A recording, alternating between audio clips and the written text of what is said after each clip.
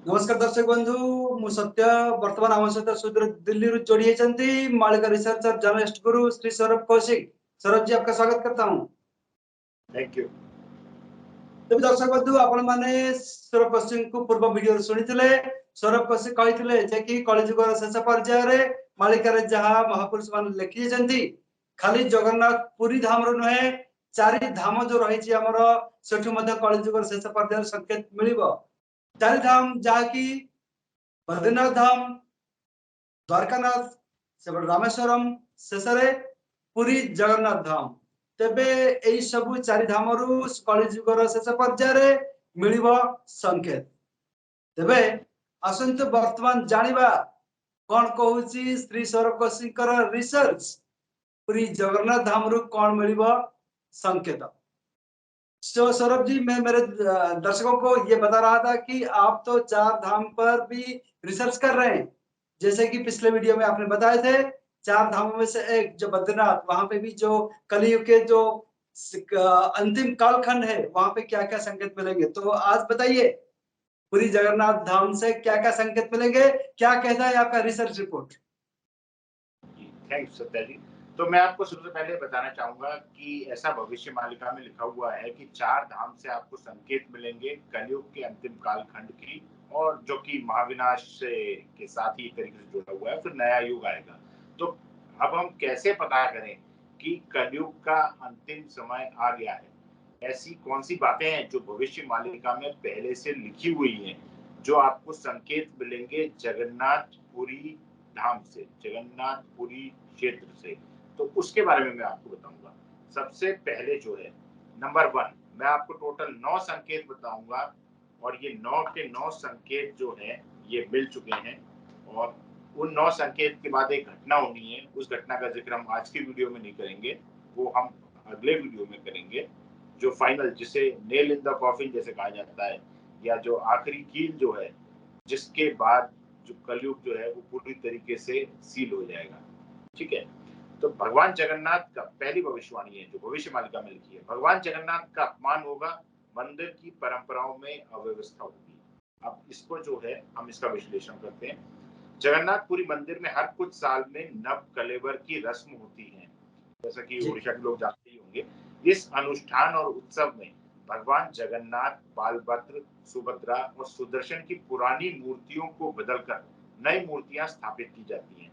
साल 1996 के बाद, बहुत इंपॉर्टेंट है ये, साल 1996 के बाद 2015 में, यानी कि 19 साल बाद, जब नव कलेवर की रस्म हुई तो उसमें पुजारियों में आपस में काफी विवाद हो गया, और ये वाइडली कवर हुआ था उस टाइम के न्यूज़पेपर्स में, और इंटरनेट पे भी मौजूद है, आप लोग जाकर के पढ़ भी सकते हैं। जिसकी वजह से ब्रह्म परिवर्तन की रस्म रात को होने की बजाय 12 घंटे देरी से अगले दिन दोपहर को हुई थी। आमतौर पे जो है वो भोर के समय, या जिसे मतलब हम लोग जो प्रातः या सुबह से पहले का जो प्रहर होता है, उसमें ये नव कलेवर की रस्म जो है ये पूरी होती है।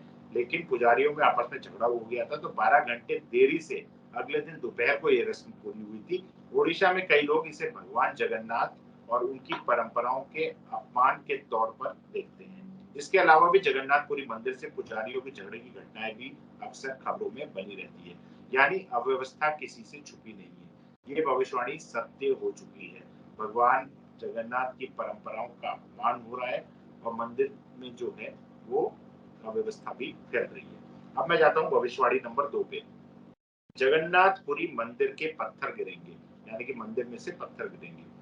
साल 1842 से लेकर अब तक, जितना कि मैंने कांटेक्ट किया है, जो वहाँ मंदिर प्रशासन में लोगों से बात करी है, जो उनके पास रिकॉर्ड है, और एएसआई के पास भी बहुत सारा रिकॉर्ड है, तो साल 1842 से लेकर अब तक, यानी पिछले 180 साल में लगभग 15 बार जगन्नाथपुरी मंदिर से पत्थर गिरने की घटना हो चुकी है।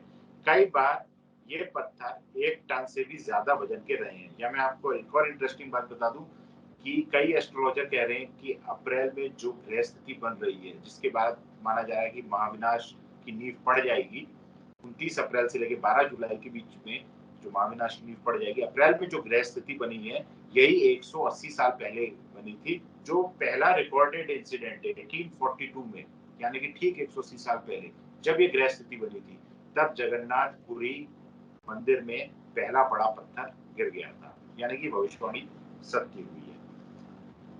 इसके अलावा ओडिशा, तीसरी भविष्यवाणी नंबर 3, ओडिशा में एक चक्रवाती तूफान आएगा और पुरी के भगवान जगन्नाथ मंदिर का कल्प वृक्ष यानी पवित्र बरगद का पेड़ टूट जाएगा। इसके बाद दुनिया में लोगों के मरने का सिलसिला शुरू हो जाएगा।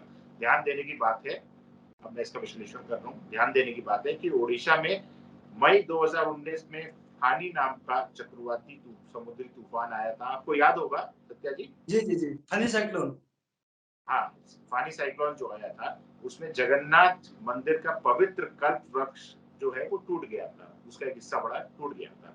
इसके बाद उसी साल के अंत में कोरोना महामारी ने दुनिया को अपनी चपेट में ले लिया और लोगों के मरने का सिलसिला शुरू हुआ, यानी कि वहां से सिग्नल मिल गया था कि दुनिया में कोई बड़ी महामारी आने वाली है और कोई बीमारी आने वाली है जिसकी वजह से लोगों के मरने का सिलसिला शुरू होगा, और वैसा ही हुआ। तो यानी कि ये भविष्यवाणी भी सत्य हुई। अब मैं भविष्यवाणी नंबर 4 पे आ रहा हूँ। जगन्नाथपुरी मंदिर का झंडा कई बार गिरेगा और एक चक्रवाती समुद्री तूफान या साइक्लोन जिसे हम कहते हैं, वो समंदर में जाकर के वो झंडा जो है जाकर गिरेगा। मई 2019 में चक्रवाती समुद्री तूफान फानी की वजह से ही मंदिर का झंडा हवा में उड़ गया था और समंदर में समाहित हो गया था। इसके बाद मई 2020 में भी, ये मैं एक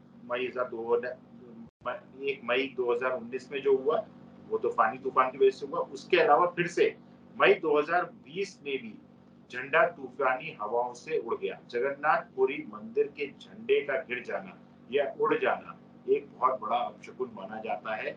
इस दौरान कोरोना की मार पूरी दुनिया ने झेली। आप टाइम पीरियड नोटिस करिए, ये एक और सिग्नल था, यानी ये भविष्यवाणी भी सत्य हुई है। अब मैं भविष्यवाणी नंबर 5 पे आ रहा हूँ। जगन्नाथपुरी मंदिर के शिखर पर नील चक्र या सुदर्शन चक्र तूफान से वक्र या टेढ़ा हो जाएगा, और ये भविष्यवाणी भी सत्य हुई, क्योंकि भगवान जगन्नाथ मंदिर के शिखर पर लगे नील चक्र को सुदर्शन चक्र भी कहा जाता है, जिसे अष्ट धातु से बना हुआ है। ये 8 टाइप की धातु जो होती है, मेटल्स जिन्हें कह सकते हैं या मेटल मटेरियल कह सकते हैं, अष्ट धातु के बने इस नील चक्र को बहुत ही पवित्र समझा जाता है। मई 2019 में चक्रवाती समुद्री तूफान फानी की वजह से मंदिर के शिखर पर नील चक्र वक्र या टेढ़ा हो गया था, यानी भविष्यवाणियां सत्य हुई। सीधे तौर पे आप कह सकते हैं कि 3 भविष्यवाणियां तो एक ही साथ 2019 में हुई, और उसके बाद हमने देखा कि दुनिया ने क्या झेला और हम लोग आज तक झेल रहे हैं जो महामारी फैली। मैं उसके संदर्भ में बात कह रहा हूँ आपसे। भविष्यवाणी नंबर 6, जगन्नाथपुरी मंदिर के झंडे में आग लग जाएगी। 19, अब इसका विश्लेषण कर रहा हूँ मैं, झंडे में आग लगना, मैं आपको डेट के साथ बता रहा हूँ, प्रूफ के साथ, और आप इंटरनेट पे जाके चेक कर सकते हैं। और ये सारी बातें क्या मैंने मंदिर प्रशासन में लोगों से बात करके कलेक्ट करी है। 19 मार्च 2020 को पाप नाशक एकादशी के मौके पर श्री मंदिर के अम्बला परिसर में महादीप लगाया गया था। महादीप यानी कि लैंप, जिसे इंग्लिश में कहूंगा मैं। जी अचानक हवा चलने से ध्वज उड़कर महादीप पर चला गया और देखते ही देखते जल भी गया। उस समय इसे बहुत बड़े अनिष्ट के तौर पे देखा गया था, और ऐसा हुआ भी। आप डेट नोटिस करिए, 19 मार्च की ये घटना है 2020 की। 5 दिन बाद ही, जी हाँ, सिर्फ 5 दिन बाद देश भर में पहला नेशनल लॉकडाउन लग गया। देख रहे हैं आप, महामारी इतनी जबरदस्त फैल गई कि पहला नरेंद्र मोदी जी आए टीवी पे और उन्होंने नेशनल लॉकडाउन 5 दिन के भीतर ही जो है वो अनाउंस कर दिया। उसके बाद भविष्यवाणी नंबर 7 पे आता हूँ, यानी कि ये 6ठी भविष्यवाणी भी सत्य हो चुकी है। भविष्यवाणी नंबर 7, भगवान जगन्नाथ मंदिर परिसर में त्रिदेव के ऊपर जो कपड़ा लगा है उसमें आग लग जाएगी। अच्छा, आप लोग जानते ही होंगे कि हिंदू मान्यताओं के मुताबिक संसार में जो है वो त्रिदेव से ऊपर कोई देवी देवता नहीं है, त्रिदेव ही सृष्टि है एक तरीके से। और मंदिर परिसर में ये घटना भी हाल के सालों में कई बार हो चुकी है। अगेन मैं आपको बता रहा हूँ, मेरा जो सोर्स है वो जगन्नाथ पूरी मंदिर जो है उसके एडमिनिस्ट्रेशन के जो लोग हैं उनसे मैंने बात करी है, और तब भविष्य मालिका में जो लिखा है मंदिर एडमिनिस्ट्रेशन के पास जो रिकॉर्ड है उससे मैंने मैच करके बता रहा हूँ, यानी कि ये 7वें नंबर की भविष्यवाणी भी सही हुई है। अब मैं आता हूँ भविष्यवाणी नंबर 8 पे। भगवान जगन्नाथ मंदिर के शिखर पर और एकाश्म स्तंभ या जिसे अरुण स्तंभ भी कहते हैं, एक गिद्ध आकर के बैठेगा। ठीक है, गरुड़ जो उसमें बोला गया है, ये चौंका देने वाली भविष्यवाणी है। ध्यान देने की बात है कि आमतौर पर जगन्नाथपुरी मंदिर के ऊपर से कभी भी कोई भी पक्षी और हवाई जहाज नहीं उड़ता है, लेकिन मंदिर के ऊपर वाकई गिद्ध, चील और बाज जुलाई 2020 और दिसंबर 2021 में दिखे। ये एक बार नहीं, दो बार हो चुका है। हाल के समय में अलग अलग समय पर मंदिर के झंडे, नील चक्र और एकाश्म स्तंभ पर मरघट के पक्षी बैठ चुके हैं और मंदिर के ऊपर उड़ भी चुके हैं। ठीक है, हालांकि ये दो घटनाएं तो परमानेंटली कवर हुई थी, लेकिन वहां पर जो एडमिनिस्ट्रेशन के लोगों का कहना है कि हमेशा हर बार कोई, जैसे जब कोई एक पक्षी या एक चीज भी निकल जाती है तो हर बार कोई वीडियो नहीं बना रहा होता है। तो ये भी जो है, ये मरघट के पक्षी कहते हैं। मैं ये कहूंगा कि चील, बाज, गिद्ध ये सब एक ही कैटेगरी में है। ठीक है, जी इनको अलग जी अलग अलग भाषाओं में अलग अलग बोला जाता है। जैसे कि बादाम एक वर्ड होता है, नॉर्थ इंडिया में बादाम कुछ और होता है, और मूंगफली को बिहार में और बंगाल में बादाम बोला जाता है। तो वैसी ही चीज है कि आप एग्जैक्टली उस पर नहीं जाइए, गिद्ध क्या होता है, चील क्या होता है, बाज क्या, बेसिकली मरघट के पक्षी होते हैं। ठीक है, जो मरे हुए लोगों को, जो जो मरे हुए जानवरों को जो है वो खाते हैं। ठीक है, अब जी ये भी बिल्कुल। पक्षी जो है उसके ऊपर उड़ भी चुके हैं और फिर बैठ भी चुके हैं। इसे पूरे विश्व के लिए एक बहुत बुरे संकेत के तौर पर माना जा रहा है। जगत के नाथ है जगन्नाथ। जो जगन्नाथ भगवान है वो किसी धर्म, संप्रदाय, जाति, प्रदेश तक सीमित नहीं है, पूरे जगत के नाथ है। और जो वहां से संकेत मिलता है पूरी दुनिया के लिए मिलता है। तो ये भविष्यवाणी भी पूरी तरह सत्य है। नवी भविष्यवाणी, भगवान जगन्नाथ के मंदिर में बार बार रक्तपात होगा, यानी खून गिरेगा। रक्तपात का मतलब होता है कि ब्लड का गिरना। ये भविष्यवाणी सुनकर आपको अजीबोगरीब जरूर लग सकती है, किंतु कलयुग के अंत में ऐसा भी हो रहा है। अब किसी ने आज से मतलब 50, 60, 100 साल पहले किसी ने इमेजिन भी नहीं किया था कि ऐसा भी कुछ होने लगेगा, लेकिन अब ये घटनाएं आप देख रहे हैं किस तीव्रता से हो रही है। भगवान जगन्नाथ के मंदिर में बार बार खून के धब्बे मिल रहे हैं। कभी सेवायतों का झगड़ा, जो सेवायत है वो झगड़ा हो जाता है। कभी पुलिस का झगड़ा, पुलिस वाले आपस में भी झगड़ चुके हैं, ऐसा भी हो चुका है। तो कभी वजह ही नहीं पता चलती कि ये ब्लड कहाँ से आया, मतलब किसी का गिर गया, क्या हुआ, एक्सीडेंट हुआ, चोट लगी, लड़ाई हुई, पता ही नहीं चलता। पहले जगन्नाथ मंदिर परिसर में खून के धब्बे मिलने की घटनाएं कई महीने और साल में होती थी, लेकिन अब हर कुछ हफ्ते में ऐसी घटनाएं हो रही हैं। जब कोई जो सिग्नल्स होते हैं, संकेत होते हैं, वो जल्दी जल्दी रिपीट होते हैं। जैसे कि मैंने आपको बद्रीनाथ धाम वाले वीडियो में बताया था कि भविष्य बद्री में जो अंधेरे में जो भविष्य बद्री का जो प्रकाश और घंटी बजना और जो शंख की ध्वनि है, पहले कभी कभी सुनाई पड़ती थी, लेकिन उसकी फ्रीक्वेंसी बढ़ती जा रही है, वो ज्यादा सुनाई पड़ रहा है। वैसे ही ये नेगेटिव घटनाएं है, वो तो खैर एक पॉजिटिव घटना थी, ये नेगेटिव घटना है, लेकिन ये भी अब बार बार हो रही है। ये जो संकेत है उसे बता रही है। अब हर कुछ हफ्ते में ऐसी घटनाएं घट रही हैं। हर बार घटना के बाद श्री मंदिर में शुद्धिकरण के लिए महास्नान का अनुष्ठान होता है, यानी ये भविष्यवाणी भी सत्य हुई है।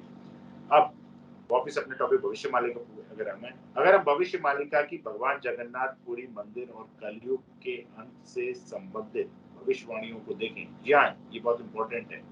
9 भविष्यवाणियां, 9 में से 9 भविष्यवाणियां सत्य हो चुकी हैं, यानी कि सब कुछ विजिबल हो चुका है। यानी कलयुग का अंत समय और महाविनाश का समय आ चुका है। भविष्य मालिका की भविष्यवाणियों के बारे में अब आप बताइए कि आप क्या सोचते हैं? आपको नहीं लगता कि मतलब ये सब कुछ हो चुका है? लेकिन मैं यहाँ बता दूं, एक 10वीं घटना भी है जिसका मैंने यहाँ जिक्र नहीं किया है और जानबूझ के नहीं किया है। उस 10वीं घटना पर मैं बहुत ज्यादा रिसर्च कर रहा हूँ, जो डायरेक्टली भविष्य मालिका में नहीं लिखी है, लेकिन वो भी उड़ीसा के ही एक महान संत की भविष्यवाणी है। जी कौन? वो जो है वो मैं आपको अगले वीडियो में बताऊंगा, अभी मैं रिवील नहीं करूंगा। अच्छा, मतलब आप यहाँ पे सस्पेंस रख दिए, आपने बताया नहीं। तो साथ ही साथ मैं एस्ट्रोलॉजिकल कॉम्बिनेशंस भी देखता हूँ, और फिर उसके बाद जब मुझे सब कंफर्म होता है कि भविष्य मालिका में ऐसा लिखा है, किसी और में लिखा हो, मैं और ग्रंथों में भी रेफरेंसेस ढूंढता हूँ।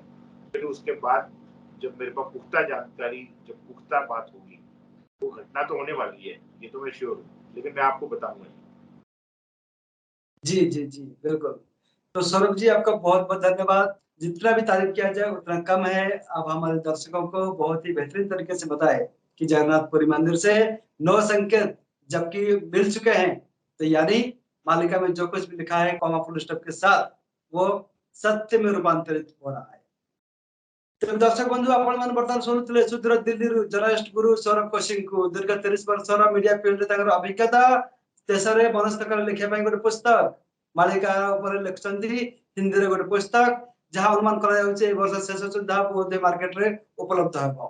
तबे ताको रिसर्च मुताबिक कहउतले जे कि जो मालिका रे वर्णित अछि चारि धाम विषय रे, चारि धाम रु अन्यतम श्रीक्षेत्र धाम पुरी जगन्नाथ धाम रु कौन संकेत मिलिबो कलिजुगर शेष पर्याय रे। तबे मंदिर रु पत्थर खसिबा हेउ किंबा मालिका रे जहाँ लिखा जायतला मोर कल्प पट जे भांगी पकाइबो जहाँ लिखा जायतला सेया हला फनी साइक्लोन ने सेटा हमु देखिया मिलितला। ता परे परे हमु देखिया मिलिला मंदिर रो चक्र ऊपर बहु संख्या रे माटिया चिल सब उड़िया मिलिला जहाँ एक नकारात्मक संकेत शेष रे आमे माने एइडा उपलब्धि करथिलु सीडीएस चीफ कर मृत्यु घटितला ता परदिन। एबे मध्य नाही नथिबा अघटना देखिया मिलिला। श्रीमंदिर इतिहास प्रथम थर पर चुली दुर्बृत्त माने भांगी देले से कारण जहाँ भी था कहीं ये सब नकारात्मक संकेत हमको देखा मिला। तेबे सतरी कौन मालिका रे जहाँ लिखा अछि श्रीक्षेत्र रु जहाँ किसी संकेत मिलुछि समग्र विश्ववासी सेटा भोगिबे। तेबे समय साक्षी अछि देखा जाय आपको कौन से घटुछि जरिए रहन कोन देखा हो आगे मध्य। जय जगन्नाथ जय पार्वती।